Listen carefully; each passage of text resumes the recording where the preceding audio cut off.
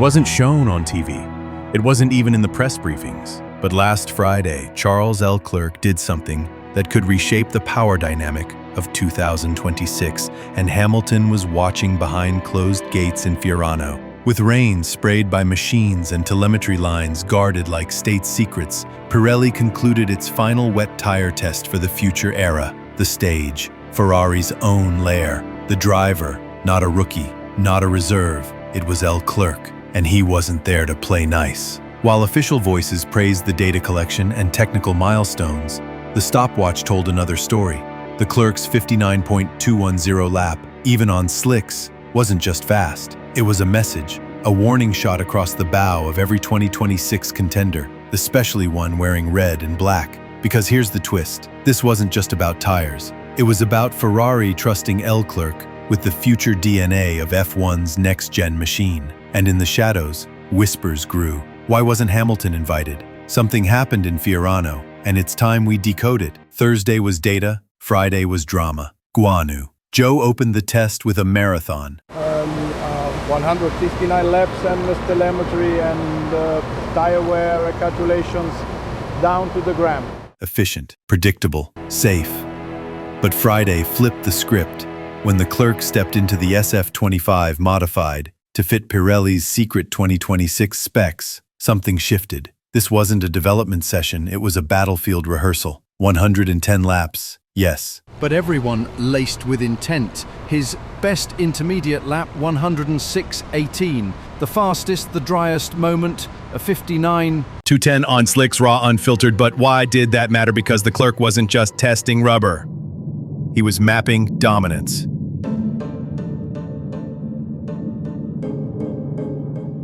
Ferrari gave him the playground. Pirelli gave him the tools. And in the telemetry, one figure stood out. Delta consistency under forced aquaplaning. The Leclerc wasn't just adapting, he was mastering chaos. Compare that to Joe's clean, error-free numbers. The difference isn't pace, it's purpose. And as Hamilton's camp watched from afar, a silent question echoed. Did Charles just audition for 2026 leadership in Hamilton's shadow? This wasn't just rain, it was manufactured precision. Fiorano's sprinklers turned on full blast, turning every sector into a controlled theater of chaos. But controlled for whom? Ferrari's water system allowed Pirelli to simulate specific conditions. Hydroplaning entry, mid-C, corner spray, dynamics, exit, grip loss. But here's what's suspicious. They scheduled the Leclerc's runs for when the moisture profile was most volatile, not consistent. Volatile. Why risk that?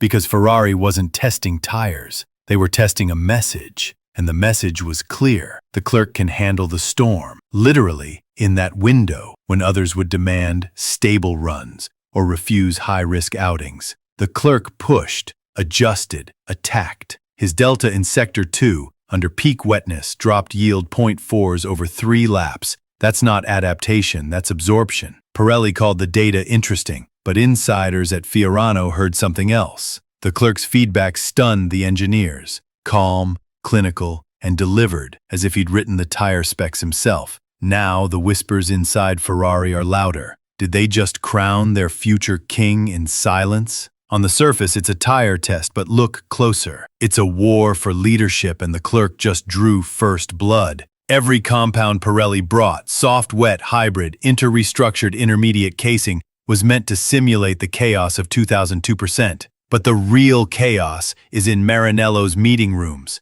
Why? Because while Hamilton prepares his Ferrari debut from the simulator and PR circuits, Leclerc was handed the physical future. The SF25 altered to replicate 2026 load profiles. Wasn't a neutral car, it was a coded offer. This could be yours, and the Leclerc didn't blink. He translated tire wear into setup shifts within 3 laps. He gave feedback with race engineer clarity. Engineers expected data. He gave dominance. This was no random test driver rotation. This was a demonstration of internal hierarchy. Hamilton may be the incoming legend, but insiders now say Leclerc just seized the first move. And here's the kicker. Hamilton wasn't absent by choice. His name was on early drafts. So why was he pulled? Here's where the facade cracks. Multiple sources confirm early drafts of Pirelli's Fiorano test included Hamilton's availability. Not confirmed, but considered. Then suddenly, not yet. Not before the season ends, and certainly not while Charles is still their symbol of loyalty, of roots,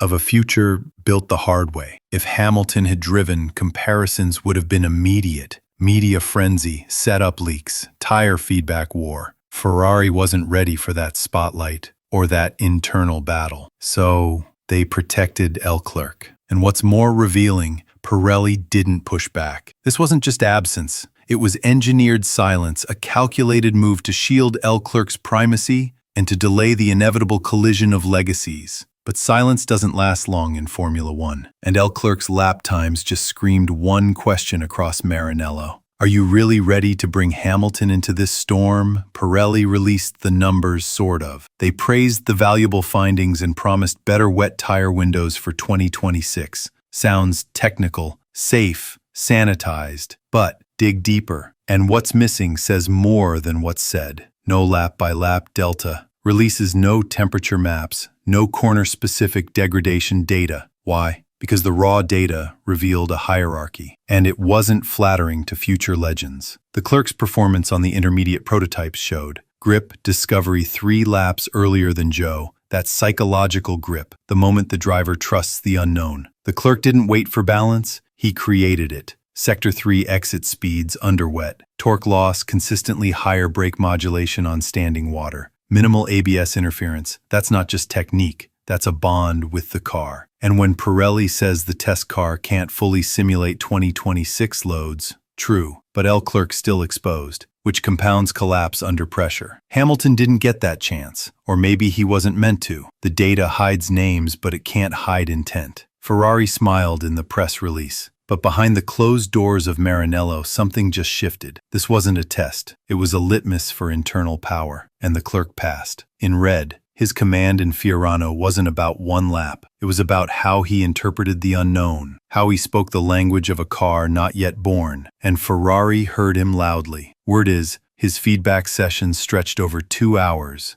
Engineers didn't lead, they listened. Now contrast that with Hamilton's onboarding controlled, scripted, publicized, but not yet visceral, not yet soaked in the mud and madness of a test like this. Here's the fear inside Ferrari. Bringing in Hamilton, too strong, too fast, risks destabilizing the one driver who's proven he can thrive in their chaos. The loyalist, the survivor, the homegrown. So, what happens now? They won't admit it, but internally, strategy sessions are already adjusting. Leclerc is no longer the young prince waiting. He's staking his claim, and somewhere in the shadows, Hamilton knows he's not just entering Ferrari. He's walking narrative. He didn't just go faster. He dictated mood. He blurred the line between test driver and team leader. And Ferrari, for once, didn't push back. No corporate correction, no equal treatment disclaimers, just silence. The kind that confirms everything. Because here's the hidden truth. Ferrari has a choice to make. Do they crown the 7-time world champion as their messiah? Or do they double down on the man who just made a tire test feel like a title fight? Leclerc's Fiorano performance was a coded threat, not to Hamilton, but to the idea that anyone walks into Ferrari and owns it without earning it. In the wet, this wasn't a tire test. It was a declaration. And if you believe the truth of this sport lives not in press conferences, but in the cracks between lap times and radio silences, then subscribe, because the revolution won't be broadcast, but here it will be decoded.